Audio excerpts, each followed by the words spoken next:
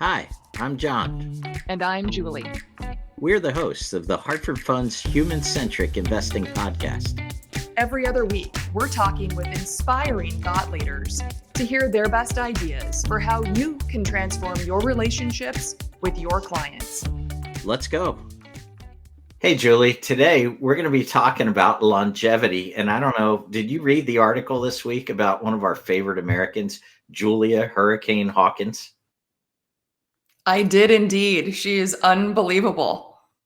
So, for those who may not have heard about Julia Hurricane Hawkins, we often talk about her in relation to longevity because up until this time, at 103 years old, she was the world record holder in the 50-meter dash.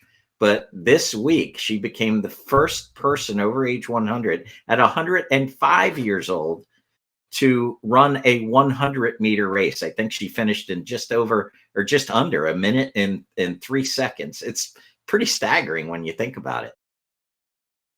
It is. I don't even think I could do that today, and I'm a few years younger than 105.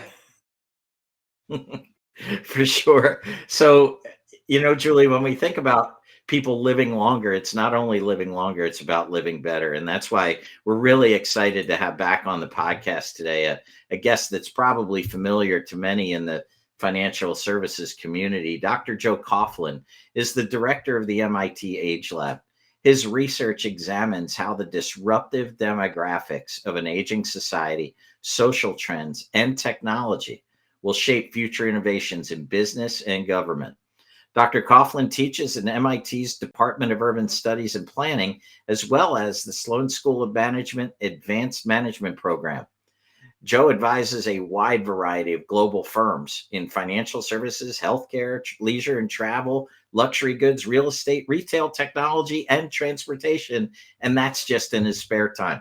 He's also a senior contributor to Forbes magazine, and he writes regularly for MarketWatch and the Wall Street Journal. Joe, welcome to our podcast today.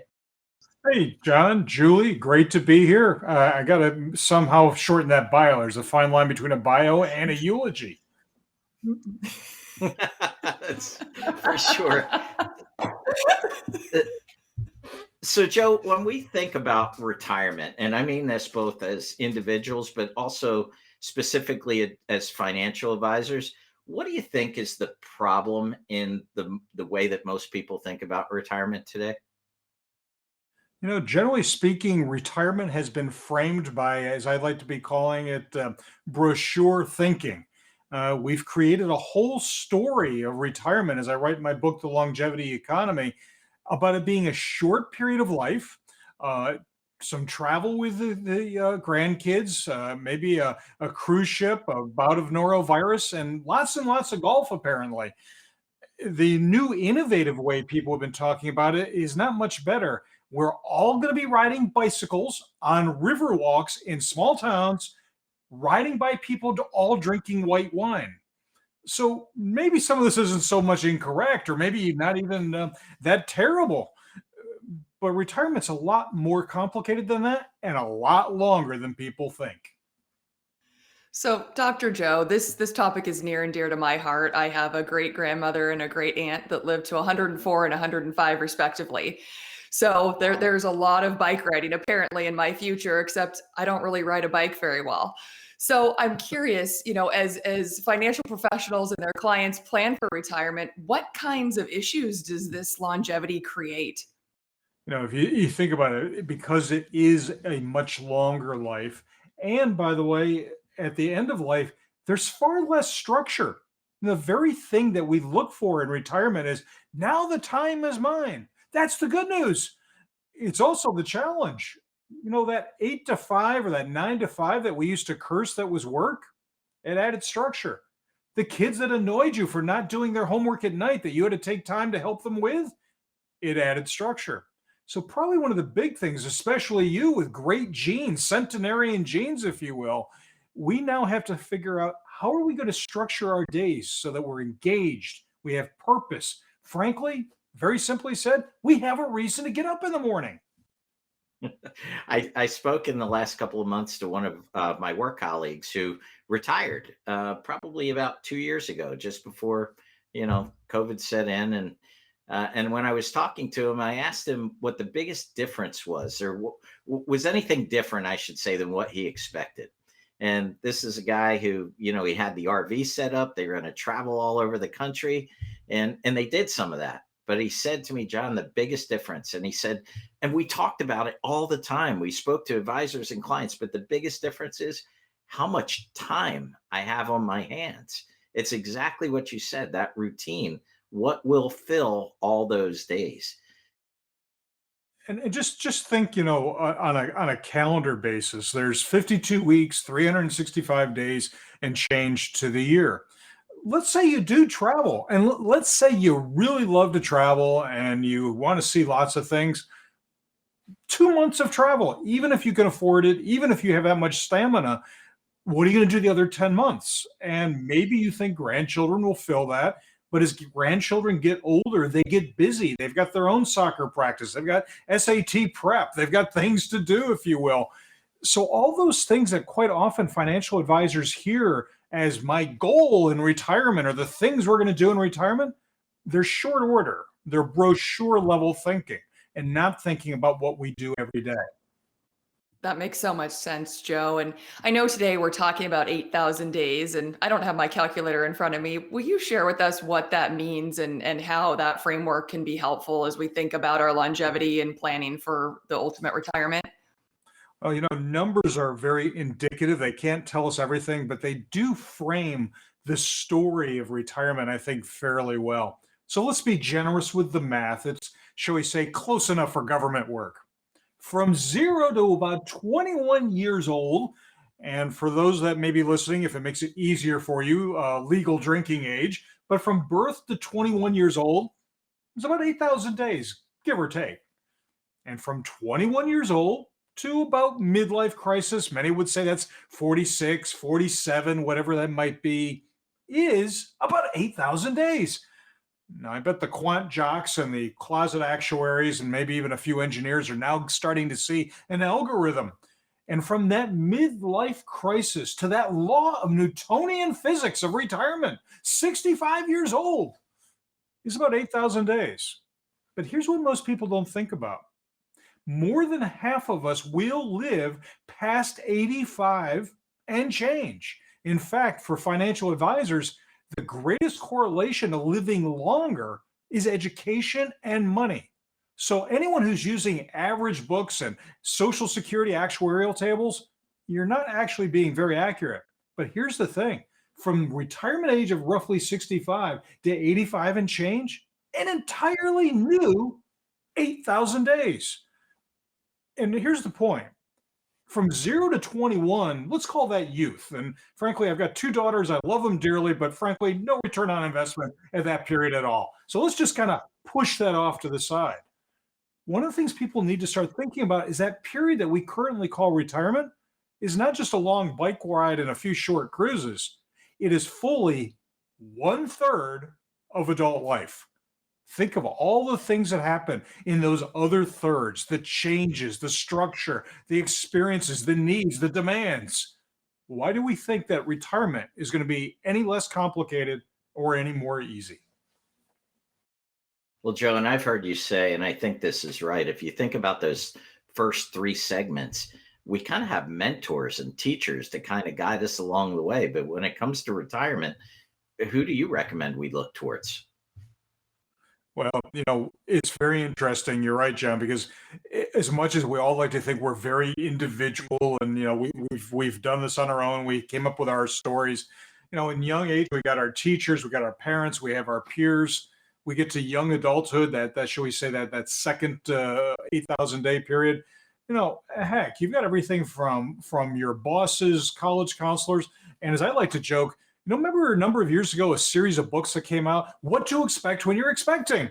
Well, do you know there's actually now a book that has been added to that? That's What to Expect Before You're Expecting. I thought humans had that one pretty down, but apparently now we have a guidebook for that. The bottom line is that we have guidance all the way through. And frankly, the millennials and the younger Gen Xers, these are the how-to generation. They want to do the do-it-yourself, but they need a book for that. So as we think about that last 8,000 day period, that period we call retirement, there really are no mentors or metaphors to follow. The generation that's retiring today, I call them generation uncertain. They generation you. They are actually looking for advice. They're looking for models. And quite often we look to what our parents did and then we add a little bit of time. We might look to others that are peers. We look to advertisements and the like, but those are all short supply. This is the greatest opportunity for financial advisors to help people anticipate and navigate one third of adult life.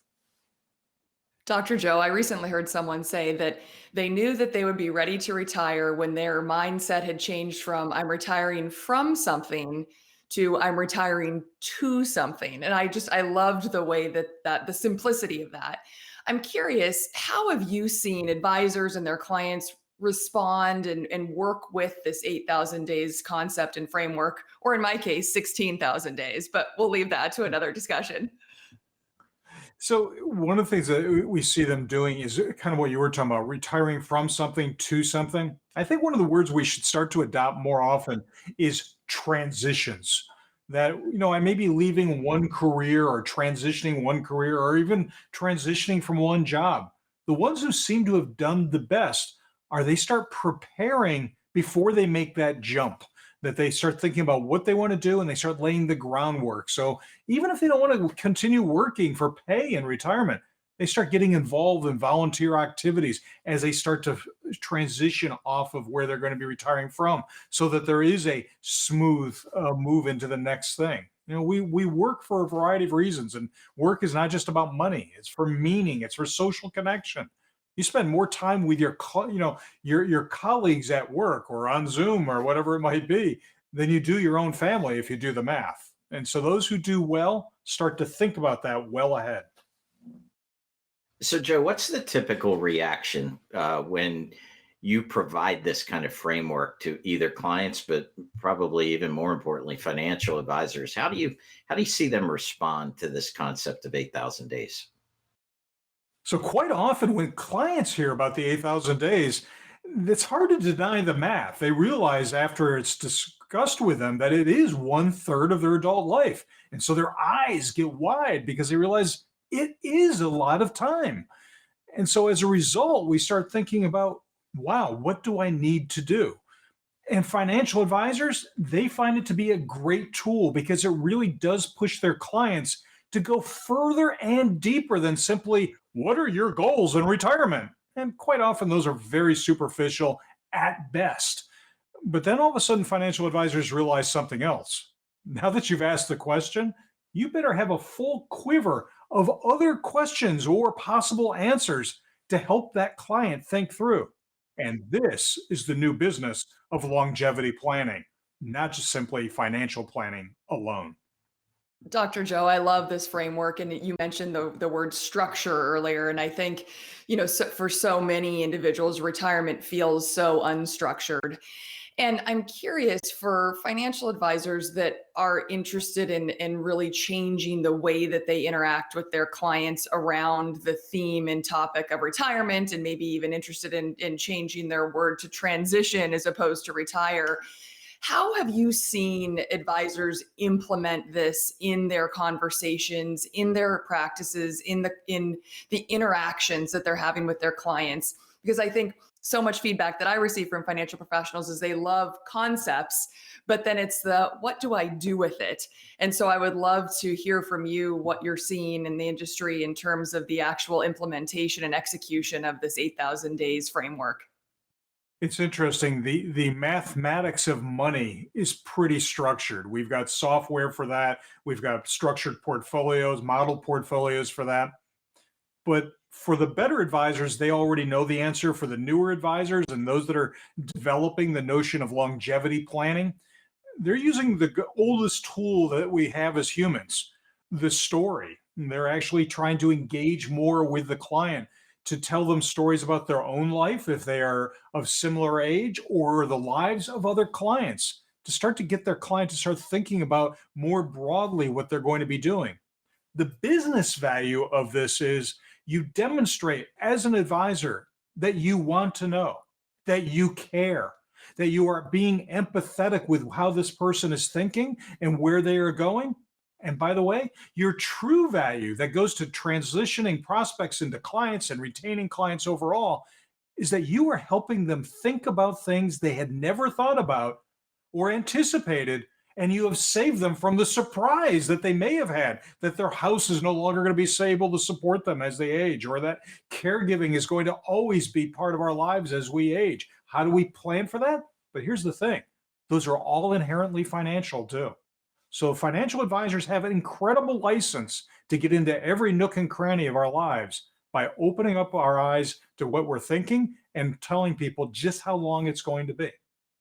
So, Joe, how do financial advisors then deal with a client who has basically inherited that traditional view of retirement, the one that lasts 5 to 7 years, and we try and fit as much leisure in as we can? So they're envisioning beach and golf time and shopping and traveling and all that, but it's really not aligned with your 8,000-day model, is it?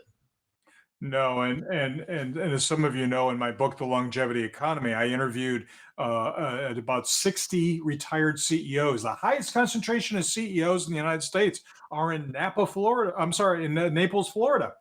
And very interesting is that what we found, even with people who had money, Maseratis, and a membership at a golf club, the bottom line is they weren't that happy after a longer period of time. I did a bean count on the average number of golf rounds that some of these guys were playing. And I wrote this up in a Forbes article a number of years ago.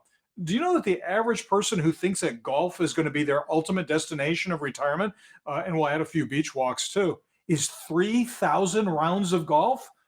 Even on my best day, that would be purgatory, but on most days, that would be hell for me. Joe, that makes so much sense. And I'm with you. My golf swing's a little rusty as well. But I think for those advisors that are really looking to move beyond the money, the Maserati, and the membership framework, where would you suggest that they go to dig a little bit deeper into this concept, learn more, soak up more of you and your team's research? Well, certainly, we've worked with Hartford Funds for a number of years. You have all done an amazing job at translating our research into practical advice and practical strategy. There's certainly the Age Lab website. But I think the other thing is dig deep into yourself. Look at your own clients. Every one of them is a wealth of story and experience.